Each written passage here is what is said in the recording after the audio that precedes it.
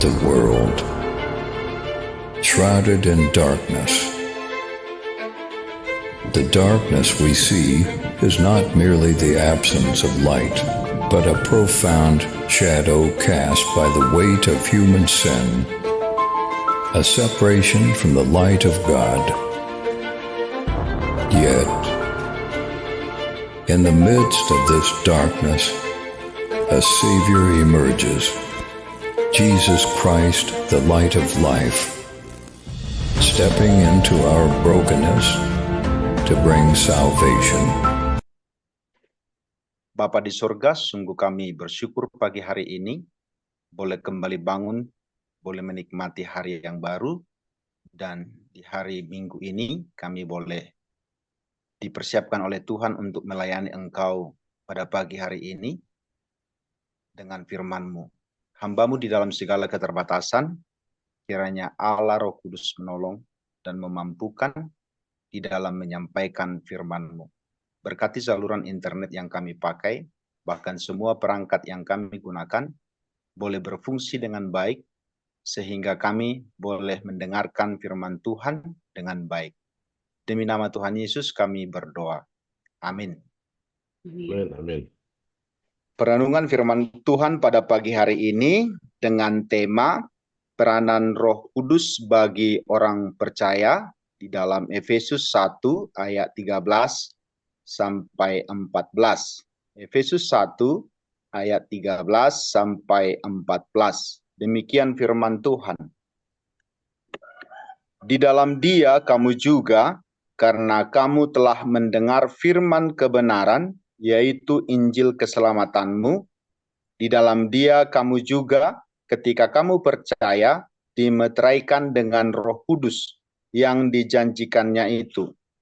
Dan Roh Kudus itu adalah jaminan bagian kita sampai kita memperoleh seluruhnya, yaitu penebusan yang menjadikan kita milik Allah untuk memuji kemuliaannya. Sejauh itu pembacaan firman Tuhan. Bapak Ibu saudara-saudara yang dikasihi oleh Tuhan, kita semua mengenal yang namanya lensa ya.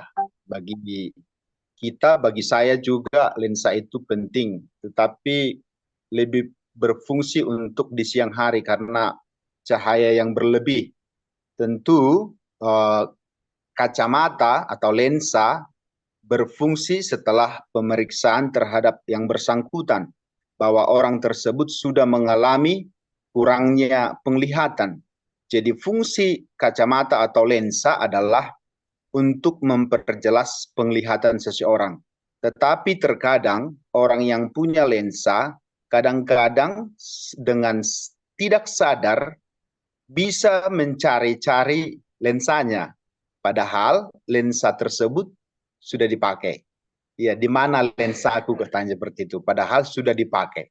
Padahal fungsi utama daripada kacamata atau lensa adalah untuk memperjelas penglihatan seseorang yang menggunakannya. Bapak Ibu saudara-saudara yang dikasihi oleh Tuhan, bagaimanakah peranan Roh Kudus bagi orang percaya yang kita pelajari dalam Efesus pasal 1 ayat 13 sampai 14?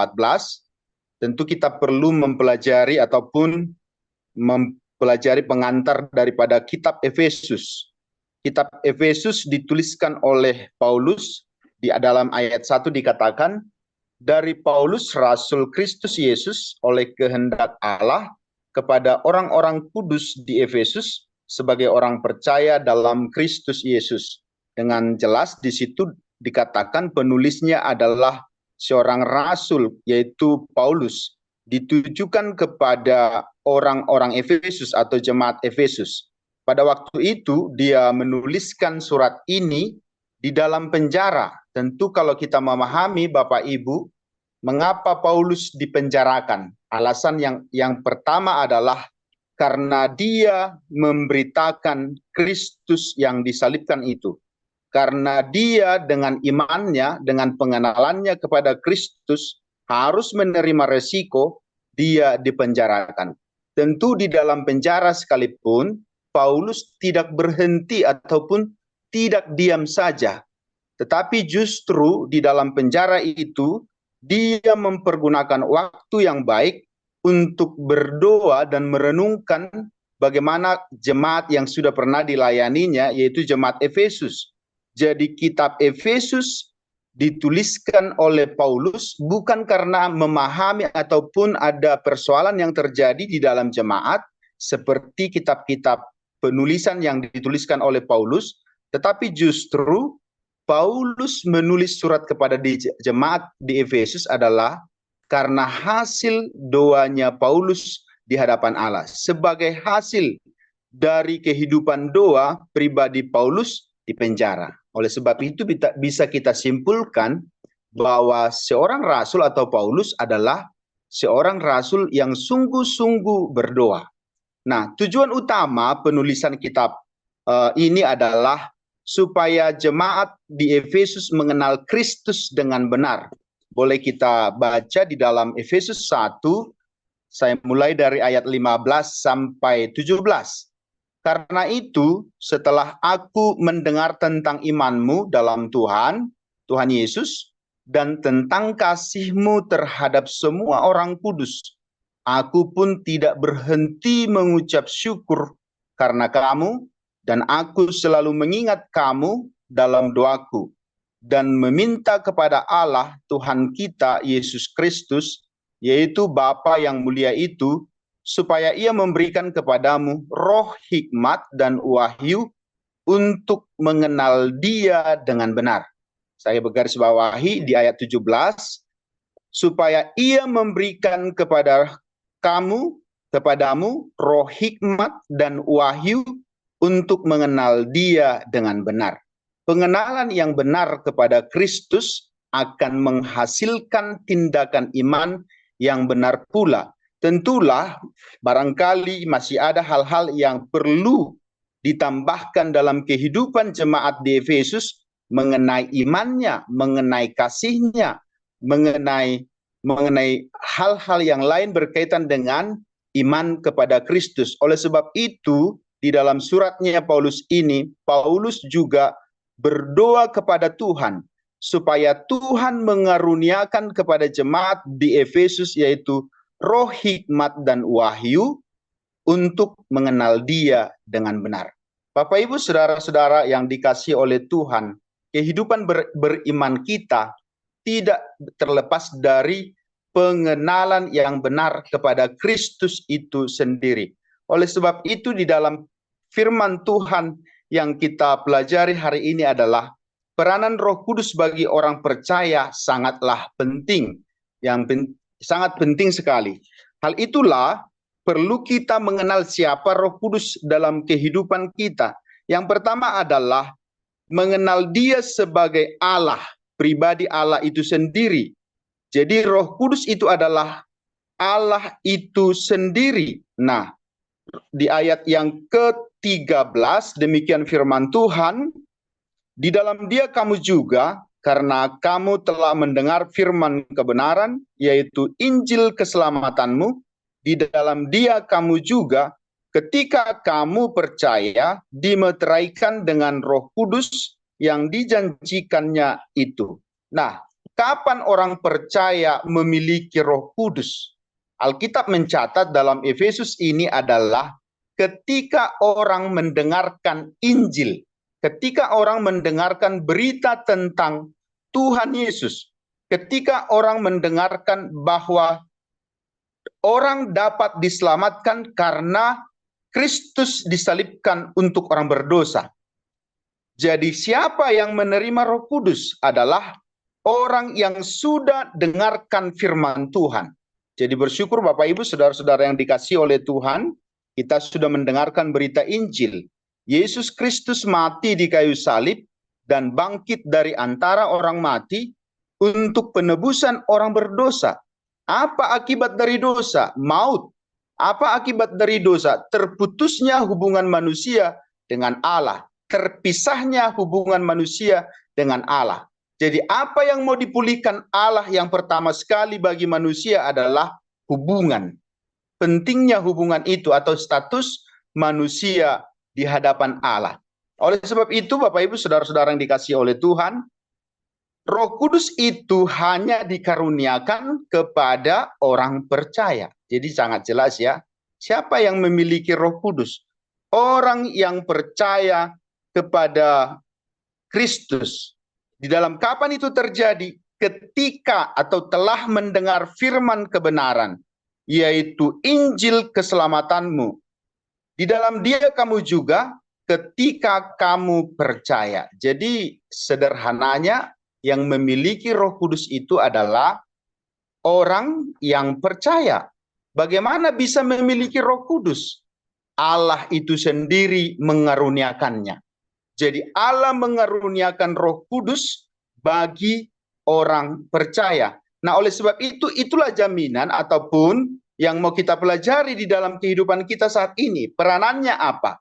Dimeteraikan. Yang pertama, orang percaya kepada Allah di dalam Yesus Kristus ketika mendengarkan Injil itu, yang pertama yang Allah lakukan adalah Roh Kudus dimeteraikan bagi orang percaya. Beberapa hari yang lalu kita sudah mempelajari juga Roh Kudus itu peranannya apa? Yaitu atau dimeteraikan itu maksudnya apa? Jadi kalau di dalam Alkitab dikatakan meterai itu adalah bukti sah kepemilikan.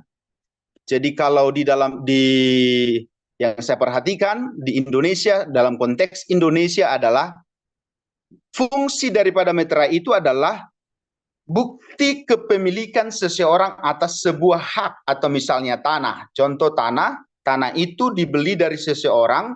Kalau tanah itu belum diurus surat sertifikat dari negara, minimal surat perjanjian itu dibubuhi meterai, supaya tujuannya apa? Bahwa sebidang tanah itu berhak atas seorang yang memiliki. Dalam perjanjian baru, dalam konteks orang Yunani, bahwa meterai yang digunakan adalah kepemilikan atas tuan kepada budak.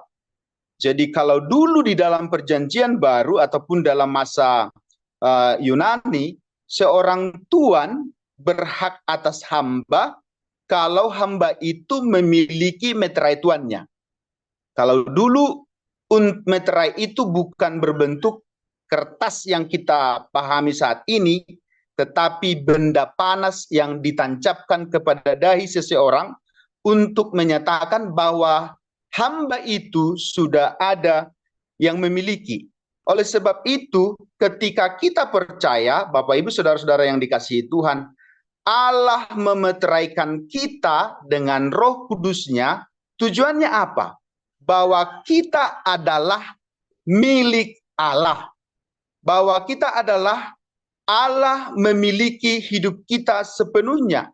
Dan itulah menjadi jaminan bahwa kita sepenuhnya dikuasai oleh Allah.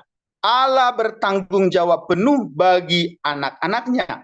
Allah berkuasa penuh atas anak-anaknya. Oleh sebab itu, orang-orang yang sudah memiliki Roh Kudus, sudah milik Allah, setan tidak berkuasa atas orang tersebut. Jadi, kalau masih ada orang yang mengaku percaya kepada Tuhan Yesus, bisa kerasukan, saya masih meragukan apakah orang tersebut milik Allah atau bukan, kan begitu.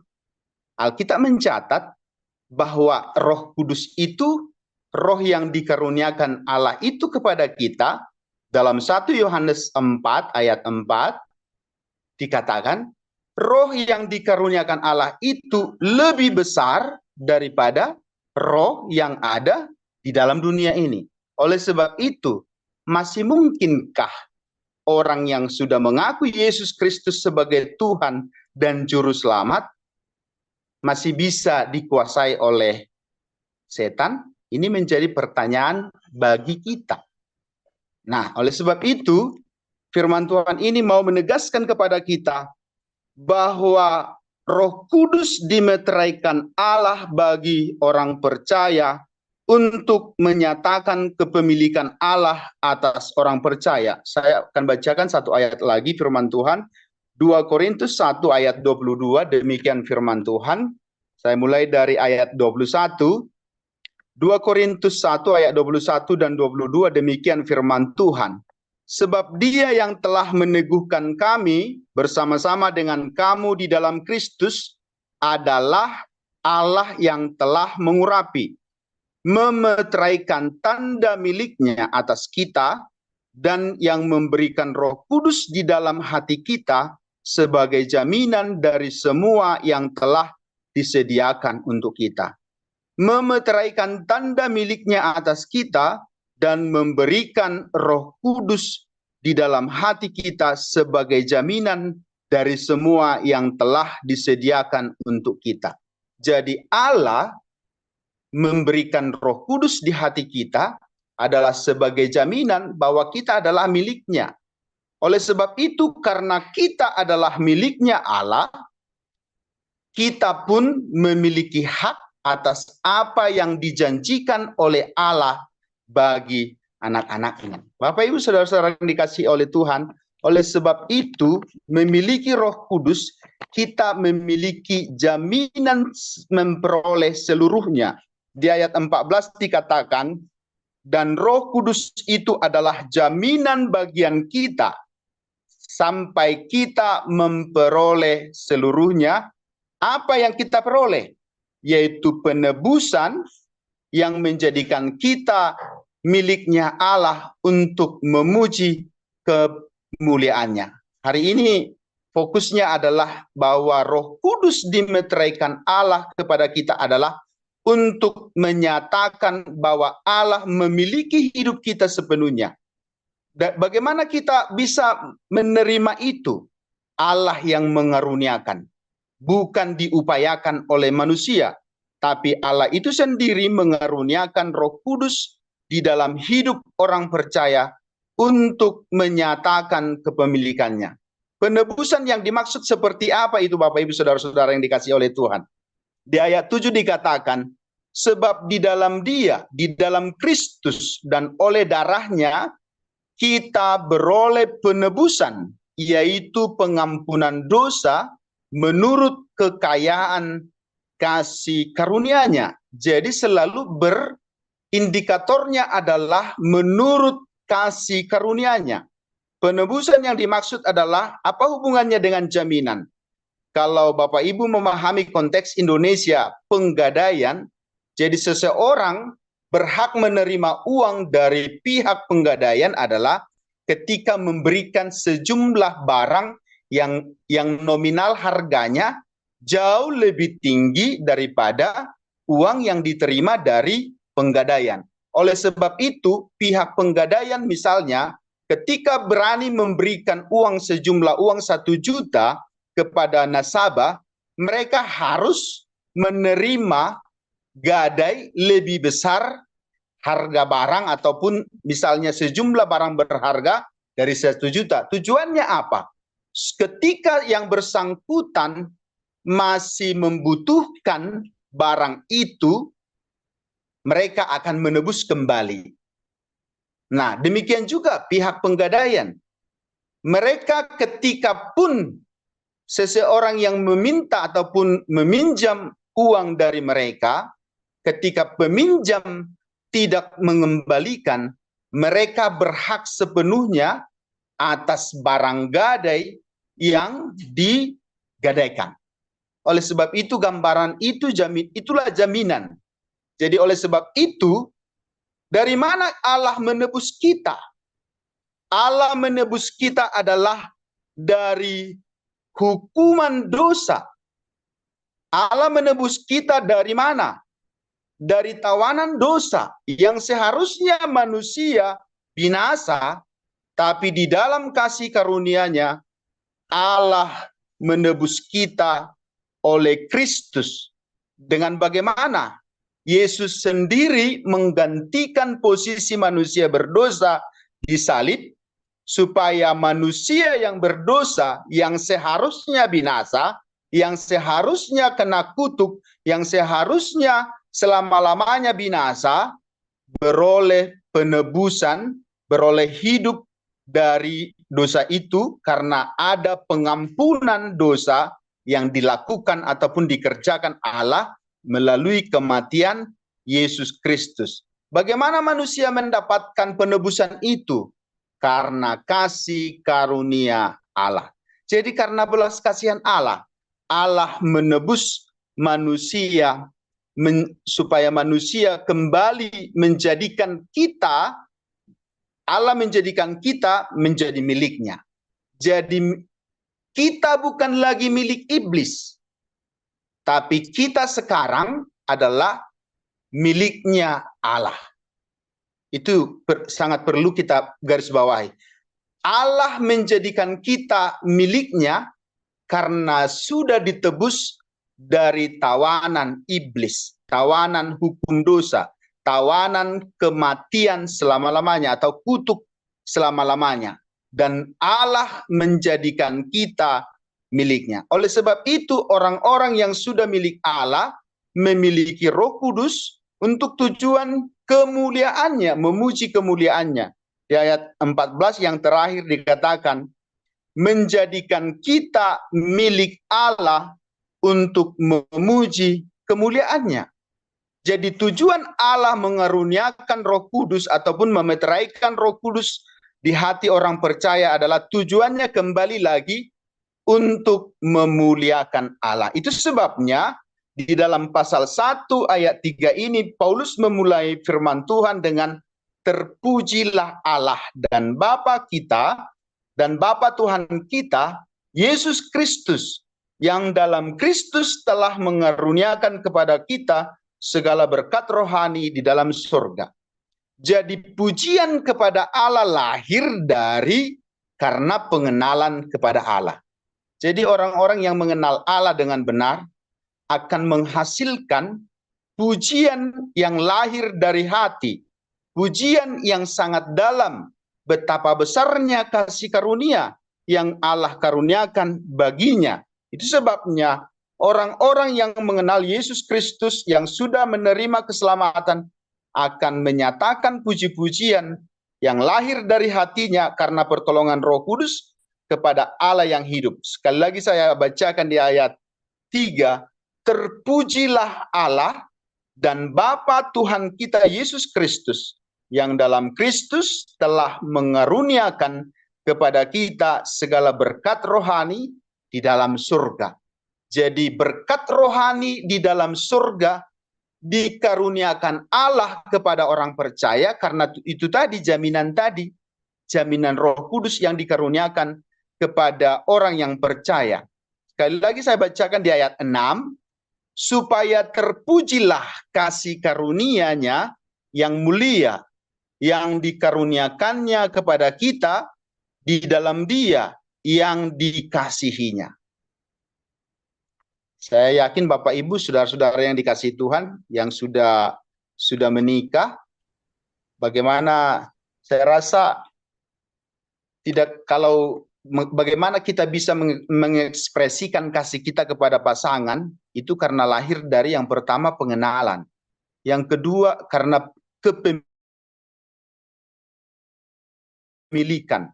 Sungguh sangat aneh kalau misalnya saya yang sudah menikah memuji, istri orang lain atau wanita yang lain selain daripada istri saya. Apalagi posisinya istri saya mendengarkan ataupun melihat saya memuji orang lain.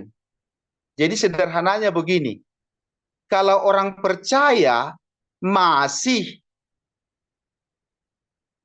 memuji yang lain selain Allah, masih bisa diragukan apakah dia sungguh mengalami kasih karunia daripada Allah. Itu sederhananya. Jadi orang-orang yang sudah mengalami kasih Allah, orang-orang yang sudah mengalami penebusan Allah, itu yang akan menyatakan puji-pujian bagi kemuliaan Allah.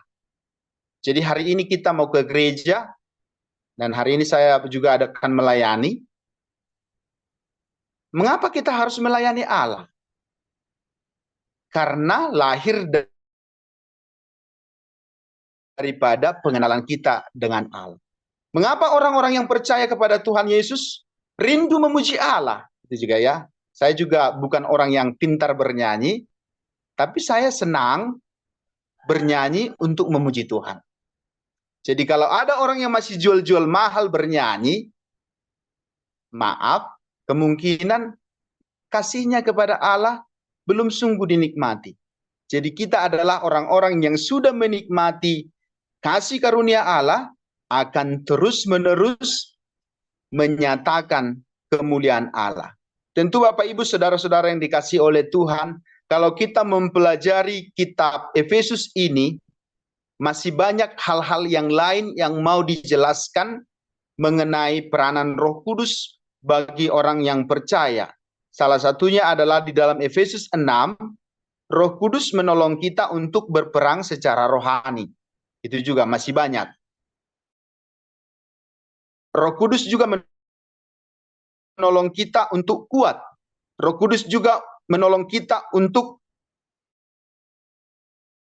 itu sebabnya di dalam firman Tuhan di dalam kitab Efesus muncul kata mendukakan Roh Kudus. Pribadi yang menanggalkan dosa. Roh Kudus itu juga menghampiri Allah itu sendiri. Dan Roh Kudus itu juga memberikan pengertian hikmat untuk memahami Allah yang tersembunyi. Siapakah yang bisa mengenal saya? Tentu saya sendiri. Mungkin saja Bapak atau Ibu mengenal saya dari apa? Dari penglihatan. Oh, itu Bapak Raja Guguk atau Tamrin Raja Guguk. Atau kesukaan saya barangkali bisa Bapak Ibu ketahui selain daripada karena saya memberitahu. Demikian juga Allah yang tersembunyi, Allah yang tidak kelihatan itu, Allah yang tidak bisa dijangkau oleh pikiran manusia, bisa kita pahami karena Allah mengaruniakan rohnya bagi kita, sehingga kita bisa mengaku kepada Dia, ya Aba. Bapak Ibu saudara-saudara yang dikasihi Tuhan, apa yang dapat kita aplikasikan hari ini? Orang yang percaya kepada Tuhan Yesus diselamatkan karena kasih karunia Allah, pasti memiliki Roh Kudus. Yang kedua adalah Roh Kudus itu menjadi seluruhnya hak kepemilikan Allah dan untuk memuji kemuliaannya. Apa yang bisa kita terapkan dalam firman Tuhan hari ini? Orang yang percaya kepada Tuhan Yesus akan semakin memuji kemuliaan Allah, pemilik hidupnya, karena pertolongan Roh Kudus. Penerapannya adalah orang yang percaya kepada Tuhan Yesus Kristus akan semakin memuji kemuliaan Allah dan Allah pemilik hidupnya karena pertolongan Roh Kudus.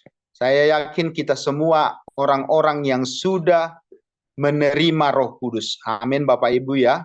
Sudah memiliki Roh Kudus. Akan terus dan terus memberitakan kebesaran Allah. Karena untuk itu Tuhan panggil kita.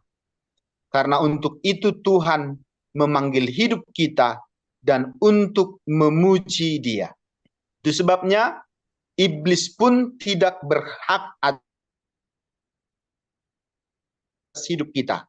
Sehingga dalam menjalani ini, di dalam segala hal yang boleh Tuhan izinkan terjadi sekalipun dalam hidup kita, karena ada Allah Roh Kudus yang menolong kita, pasti kita bisa lalui di dalam anugerah daripada Allah. Tuhan memberkati, mari kita berdoa kembali.